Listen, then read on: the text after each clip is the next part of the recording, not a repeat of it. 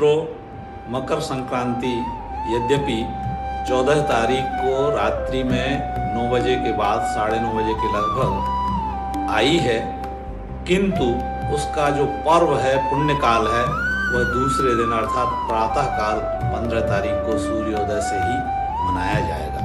विभिन्न तीर्थों में, क्षेत्रों में स्नान करेंगे, लोग सूर्य को अर्घ देंगे, तिल गुड़ का भी दान करेंगे। तिल का 6 प्रकार से उपयोग करने का शास्त्रों ने हमें निर्देश दिया है।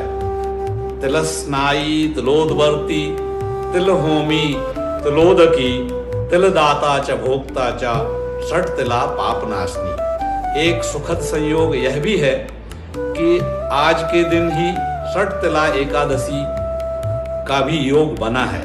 यह लगभग 23 वर्ष के बाद षट तिला एकादशी आई है।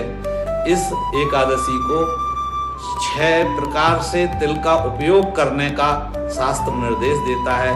तिल को भोजन में सम्मिलित करना, तिल मिलाकर के जल का अर्घ्य देना सूर्य को, और तिल दान करना, तिल से होम करना, तिल का उबटन करना, शरीर में लेप करना, इस प्रकार करते हुए और सूर्य की उपासना करते समय अर्घ्य देना है। मंत्र बोलते हुए सूर्य को अर्घ्य दीजिए, सकारात्मक बने रहिए। और मकर राशि पर सूर्य की गति आ जाना ही मकर संक्रांति कहलाती है। मकर संक्रांति के पश्चात जब सूर्य की उत्तरायण स्थिति प्रारंभ हो जाती है, उत्तरायण आना प्रारंभ हो जाता है, तभी सारे मांगलिक कार्य भी हुआ करते हैं।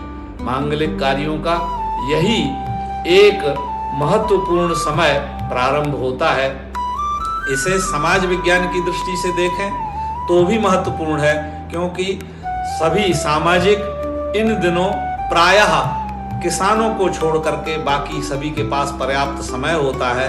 किसान भी यद्यपि राष्ट्र की समृद्धि में अपना योगदान दे रहे होते हैं, पर वे भी विभिन्न त्योहारों और मांगलिक कार्यों के लिए किसी न किसी तरह से समय निकाल ही लेते हैं। इसीलिए यह समय, उत्तरायण का समय, बहुत ही महत्वपूर्ण है। शारीरिक दृष्टि से भी अपने आप को साधक के रूप में प्रयाग में, तीर्थराज जो प्रयाग है, वहाँ कल्पवास की साधना की जाती है। वस्तुतः प्रयाग का कल्पवास गृहस्थ जीवन में संन्यास का अनुभव करने का समय होता है। इस समय वहां पर अनेक प्रकार की साधना करते हुए और तीर्थराज प्रयाग में जाकर के 1 माह तक निरंतर वास करना पड़ता है। इसीलिए तुलसीदास जी ने कहा है, माघ मकर गत जब रवि होई, तीर्थ पति आब सब कोई। मकर संक्रांति पर, मकर राशि पर सूर्य के आ जाने पर अधिकांश जन समूह तीर्थराज प्रयाग में त्रिवेणी के संगम पर एकत्र होता है और साधना में लीन हो जाता है। इस प्रकार विविध प्रकार की साधना करते हुए, प्रकृति से सामंजस्य स्थापित करते हुए राष्ट्र की समृद्धि में योगदान देना, आत्मोन्नति के साथ में आगे बढ़ना, यही संदेश मकर संक्रांति से हमें मिलता है। और विशेष करके मकर संक्रांति का यह पर्व विद्यार्थियों के लिए, शोधार्थियों के लिए, चिंतकों के लिए तो महत्वपूर्ण है ही, किसानों की दृष्टि से कृषि कार्य में भी उन्नतिदायक है, तथा राष्ट्र की समृद्धि की ओर उन्मुख करने वाला यह वर्ष साबित होगा।